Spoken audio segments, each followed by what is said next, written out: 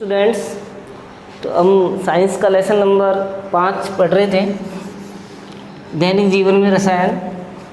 तो इसमें हमने अम्ल क्षार की परिभाषा पढ़ी थी विभिन्न वैज्ञानिकों द्वारा दी गई, जो सबसे पहले ओरेनियस, फिर ब्रोनस्टेड लोरी। अब पढ़ेंगे हम लुईस संकल्पना। कौन सी पढ़ेंगे? लुईस। तो लुईस ने 1923 में लुईस संकल्पना, तो लुईस ने कब दी थी ये? 1923 में। तो लुईस ने 1923 में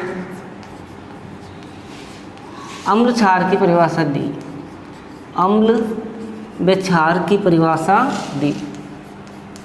अम्ल व क्षार की परिभाषा दी।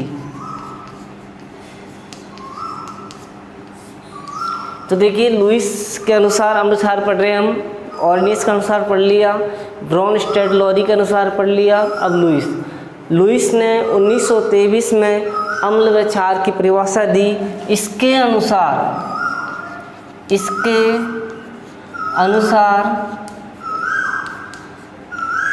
अम्ल वे पदार्थ हैं जो इलेक्ट्रॉन युग्म ग्रहण करते हैं।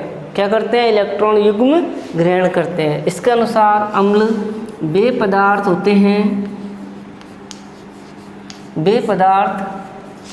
होते हैं जो इलेक्ट्रॉन युग्म पे ध्यान देना, जो इलेक्ट्रॉन युग्म ग्रहण करते हैं तथा क्षार इलेक्ट्रॉन युग्म देते हैं, तथा क्षार इलेक्ट्रॉन युग्म यानी पेयर, जोड़ा युग्म देते हैं। अर्थात अम्ल इलेक्ट्रॉन युग्म ग्राही और क्षार इलेक्ट्रॉन युग्म दाता होते हैं। अर्थात अम्ल इलेक्ट्रॉन युग्म ग्राही, इलेक्ट्रॉन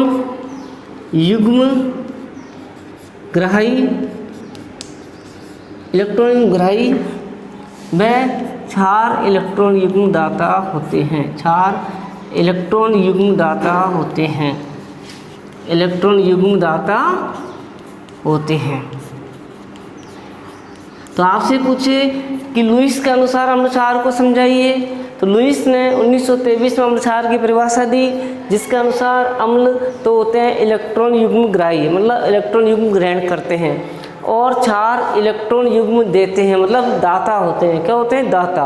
जैसे देखिए BF3 का नाम क्या है? बोरॉन ट्राइफ्लोराइड प्लस Na3 पर यहाँ ये युग्म है, ये इलेक्ट्रॉन युग्म मतलब दो युग्म हो गए इस पे। ये इसको देंगे किसको? बी को। तो ये देगा किसको? देगा बी को, Na3। तो इसने इसको 2 इलेक्ट्रॉन दे दिए, तो ये तो क्या हो गया? ग्राही ले रहा है, तो ये तो हो जाएगा अम्ल, और ये दे रहा है, ये क्या हो जाएगा? क्षार हो गया लुईस के अनुसार। ठीक है। अब आपने संरचना पढ़ी होगी, ये कौन सा बंध है? उपसहसंयोजक बंध। कौन सा है? उपसहसंयोजक बंध पढ़ा होगा 9th क्लास में, जिसमें साझेदारी दोनों के मध्य होती है, लेकिन इलेक्ट्रॉन युग्म क्या होता है? एक देता एक ही है, ये इसको दे रहा है, लेकिन साझेदारी इसके साथ दोनों के मध्य साझेदारी हो रही है, लेकिन देने का काम कौन कर रहा है? केवल N। जैसे संरचना देख लो इसकी, यहाँ तक तो समझ में आ गया ना भाई। इलेक्ट्रॉन युग्म क्या करते हैं? ग्रहण करते हैं, ग्राही होते हैं, वो अम्ल है, और जो दाता है, देते हैं, वो क्या है? क्षार। जैसे ये देख लिया संरचना आपने, इसमें N किसको दे रहा है? B को। दोनों इलेक्ट्रॉन दे रहा है, दोनों ये जो इलेक्ट्रॉन युग्म है वो किसको दे रहा है? B को। जैसे इसकी संरचना देखिए BF3 की और Na3 की, ये वाली, ये उपसहसंयोजक बंध होता है। जैसे संरचना बताते हैं आपको, BF3, ये B, F और ये F, ये Na3, NHHH। आपको पता है बी कितने नंबर का तत्व है, 5 का, तो कितना होगा 2 और इलेक्ट्रॉन विन्यास क्या होता है 2 3, तो इसमें हम 3, ये इसके 3 इलेक्ट्रॉन भर दिए, ठीक है। एन कितना है 7 नंबर, तो 2 5, तो 5 इसके लिख दो, 1 2 3 और 2 5 लिख दिए। एफ कितने नंबर का होता है 9 नंबर का, 2 7, तो 7 है, तो ये 2 2 2 4 4 और 2 6 और 1 7 हो गया, 2 2 4 4 और 2 6 और 1 7, 2 2 4 4 और 2 6 और 1 7 हो गया। एच कितने होते हैं 1, ये 1 1 हो गए इसके, तो इसने तो 2 2 इलेक्ट्रॉन अपने पूरे कर लिए। अब एन के कितने होने चाहिए 8, तो 2 2 4 2 6 2 8, ये इसने इनसे जोड़ा करके 8 कर लिया, ये कर लिया 8, ठीक है। एफ का 2 4 6 और 2 8, ये इसने इससे कर लिया, ये इसका हो गए 8 और ये इसके 8 हो गए, ठीक है। अब बी के कितने 2 4 6 और 2 8, ये क्या करता है, ये इनसे ले ले। अब बी इसको दे नहीं रहा ना, लेकिन एन और बी के मध्य क्या हो रही है साझेदारी, केवल ये 2 इलेक्ट्रॉन कौन दे रहा है इसको, एन दे रहा है, एन दे रहा है किसको बी को, तो ये BF3 है, ठीक है, प्लस NH3 है, एन के पास में ये 2 इलेक्ट्रॉन है, इलेक्ट्रॉन युग्म है, तो किसको देगा ये बी को, किसको देगा बी को दे रहा है, ये बी को दे दिया इसने। तो जब देने का काम एक ही कर रहा हो लेकिन साझेदारी दोनों के मध्य हो, तो वो कौन सा बंध कहलाता है, उपसहसंयोजक बंध, जो आपने 9th क्लास में पढ़ा होगा, ठीक है। तो ये हो गया। अब इसकी परिभाषा हो गई, आपने पढ़ ली लुईस के अनुसार।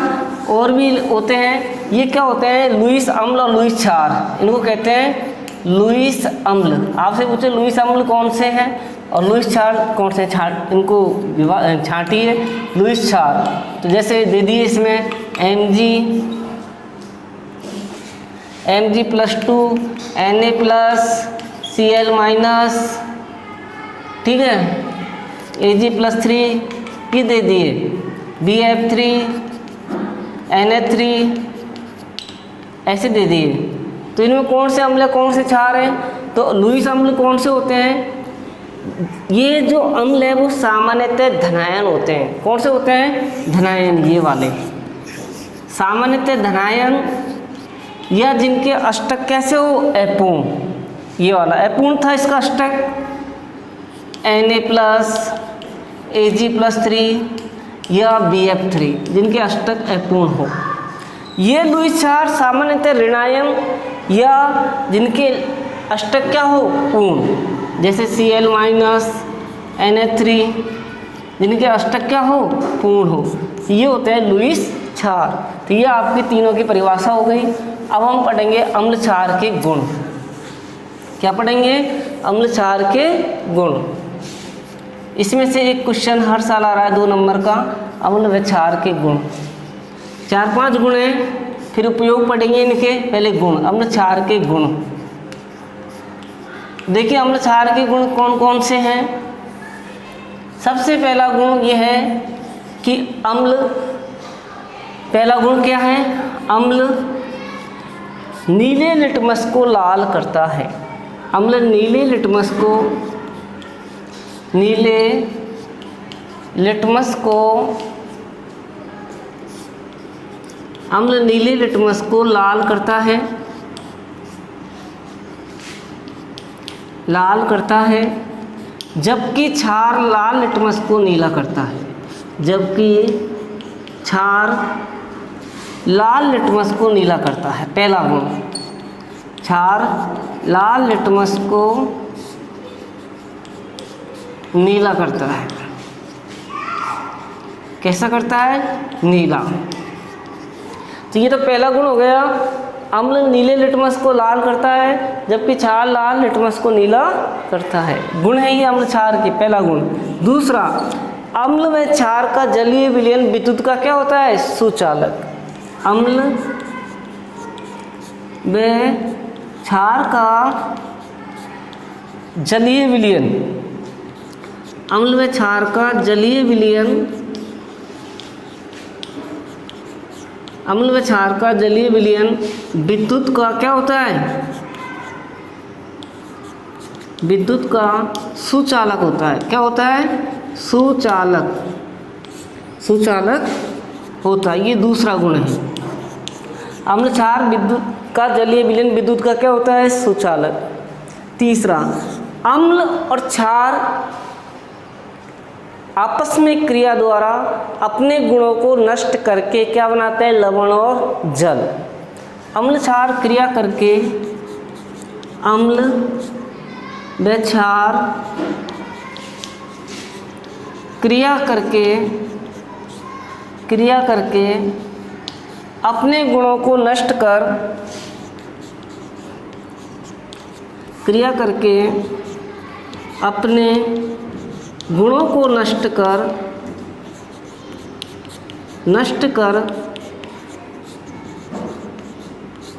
अम्ल क्षार क्रिया करके अपने गुणों को नष्ट कर जल व लवण बनाते हैं। क्या बनाते हैं? जल व लवण बनाते हैं, या नष्ट कर उदासीन हो जाते हैं। कैसे हो जाते हैं? उदासीन। ये ध्यान रखना, उदासीन हो जाते हैं। ये गुण है इनके कि अम्ल क्षार आपस में क्रिया करके अपने गुणों को नष्ट कर उदासीन हो जाते हैं। कितने गुण हो गए? 3। और देखिए इसके गुण। अगला गुण है कि अम्ल और क्षार धातुओं से क्रिया करके कौन सी गैस देते हैं? हाइड्रोजन। अम्ल धातुओं से क्रिया करके, ये क्वेश्चन आता है, अम्ल धातुओं से क्रिया, कौन सा गुण है ये? नंबर 4। अम्ल धातु से क्रिया करके हाइड्रोजन गैस देते हैं। कौन सी गैस देते हैं? हाइड्रोजन गैस देते हैं। वेरी मोस्ट, हाइड्रोजन गैस देते हैं, तो अम्ल धातु से अभिक्रिया करके कौन सी गैस देते हैं? हाइड्रोजन। और क्षार भी धातु से क्रिया करके कौन सी गैस देते हैं? हाइड्रोजन। तो सबसे पहले हम देखते हैं अम्ल की। जैसे अम्ल प्लस धातु क्रिया करी दोनों ने, क्या देंगे? क्या बनाएंगे? लवण प्लस हाइड्रोजन। ठीक है। अब उदाहरण ले लो। इसमें ले लिया हमने H2SO4, इसका नाम क्या है? सल्फ्यूरिक अम्ल। धातु ले ली हमने जिंक, Zn। क्या बनेगा? ZnSO4 प्लस हाइड्रोजन, ये हाइड्रोजन हो गया। तो अम्ल धातु से क्रिया करके कौन सी गैस देते हैं? हाइड्रोजन। क्षार का ले लो, क्षार प्लस धातु, वही लवण प्लस हाइड्रोजन। कैसे? क्षार ले ली हमने NOH, धातु ले ली हमने Zn। तो क्या बनाएगा ये? Na2ZnO2 plus hydrogen. समीकरण संतुलित होगा, देख लेना। यहाँ पर 2 Na है, 2 Na यहाँ है, एक Zn है, एक Zn है, 2 O है, 2 O है, 2 H है, 2 H है। ठीक है। इसको कहते हैं सोडियम हाइड्रोक्साइड, जो क्षार है। Zn धातु है, ये लवण हो गया, इसका नाम है सोडियम जिंकेट। क्या नाम है? Sodium zincate. और ये कौन सी गैस दे दी? हाइड्रोजन। कौन सी दे दी? हाइड्रोजन।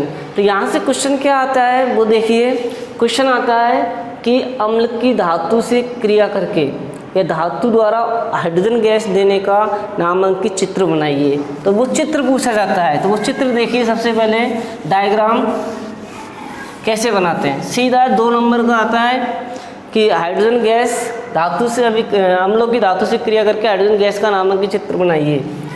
तो इसमें क्या करते हैं? सबसे पहले स्टैंड होता है, ये स्टैंड है, सबसे पहले हम स्टैंड बनाते हैं। ये स्टैंड है।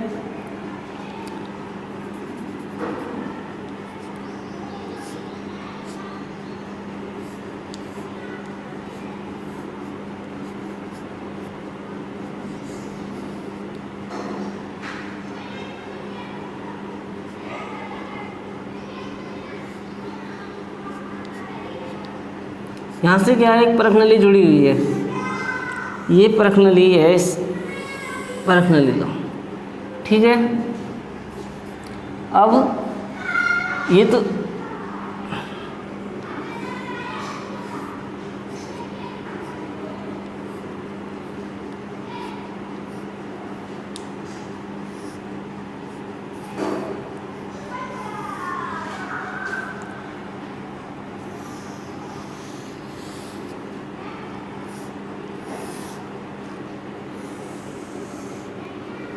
ये ट्यूब है, इसको प्रवाह नली कहते हैं। ये क्या है, बीकर। इसमें किसका गोल होता है, साबुन का। किसका गोल होता है, साबुन का, ठीक है। यहाँ से देखते हैं सबसे पहले। ये तो हो गया स्टैंड,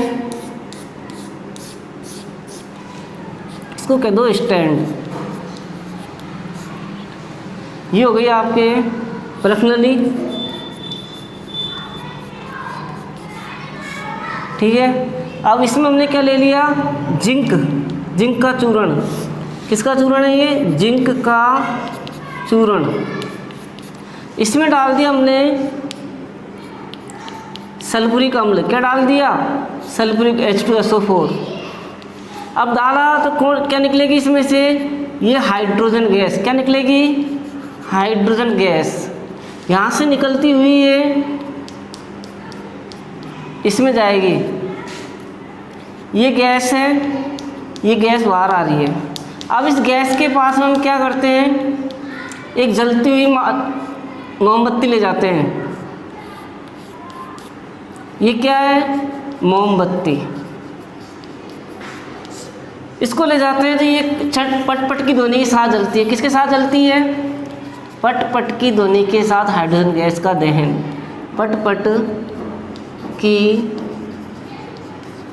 ध्वनि के साथ हाइड्रोजन गैस का दहन। ये क्या हो गया, बीकर। ये क्या है, हाइड्रोजन। ये किसका गोल है, साबुन का।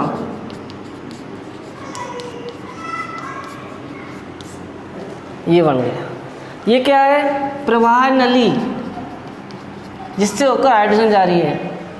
तो ये 2 नंबर का डायग्राम पूछा जाता है, आराम से बना सकते हो। ये स्टैंड है, ये परख नली है, ये प्रवाह नली है, ये बीकर है, इसमें साबुन का गोल है, इसमें हाइड्रोजन गैस इसमें से होकर आ रही है, ठीक है। जब हम इसके पास मोमबत्ती ले जाते हैं तो पट की ध्वनि के साथ जलती है। ये 3 साल से कंटिन्यू आ रहा है। केवल डायग्राम पूछा जाता है कि धातु की अम्ल से क्रिया का नामांकित चित्र बनाइए। धातु के अम्ल से क्रिया हो रही है, ये धातु है, धातु कौन सी है, Zn। अम्ल क्या है, सल्फ्यूरिक अम्ल। क्रिया हो रही है तो कौन सी गैस निकल रही है, हाइड्रोजन गैस, ठीक है। कैसे पता करा, पट की ध्वनि के साथ जलती है। जब इससे पता चलता है कि कौन सी गैस निकलती है, हाइड्रोजन। अब इसके बाद में अगला गुण देखिए इसका। अगला गुण ये है कि धातु का जो ऑक्साइड है, धातु के ऑक्साइड से अम्ल से क्रिया करके क्या बनाते हैं, लवण और जल। धातु का ऑक्साइड, 5वां लास्ट गुण है ये। धातु का ऑक्साइड, ऑक्साइड प्लस अम्ल क्रिया करके क्या बनाते हैं, लवण प्लस जल। लवण प्लस जल कैसे बनाएंगे, धातु का ऑक्साइड ले लिया हमने CuO, क्या कहते हैं इसको, कॉपर ऑक्साइड, प्लस अम्ल ले लिया आपने HCl, तो क्या बन गया CuCl2 कॉपर क्लोराइड, और क्या बन जाएगा H2O। क्या बन जाएगा H2O। यहाँ 2 लगा देंगे तो 2 Cl और 2 H, ये समीकरण संतुलित हो गया। आपको पता ही धातु के ऑक्साइडों की प्रकृति कैसी होती है, क्षारीय। अब अधातु का ऑक्साइड प्लस क्षार, ये भी क्या बनाते हैं, लवण और जल, लवण प्लस जल। यहाँ अधातु का ऑक्साइड है जिसे कौन क्रिया करेगा, क्षार।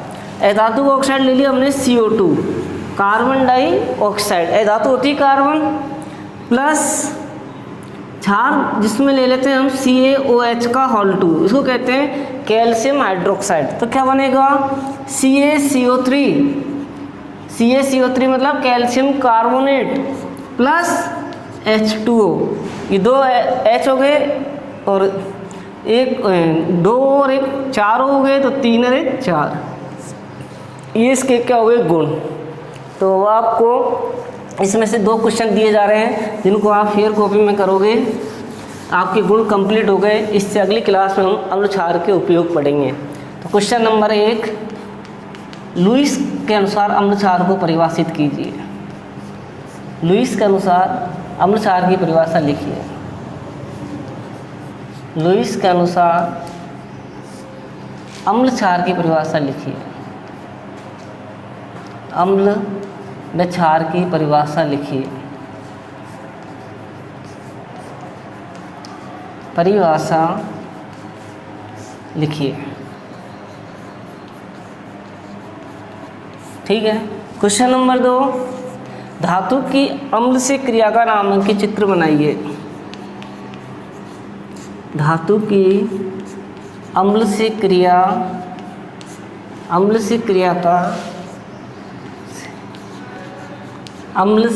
का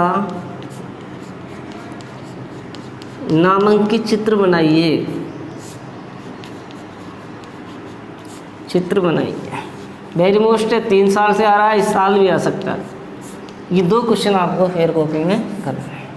ठीक है।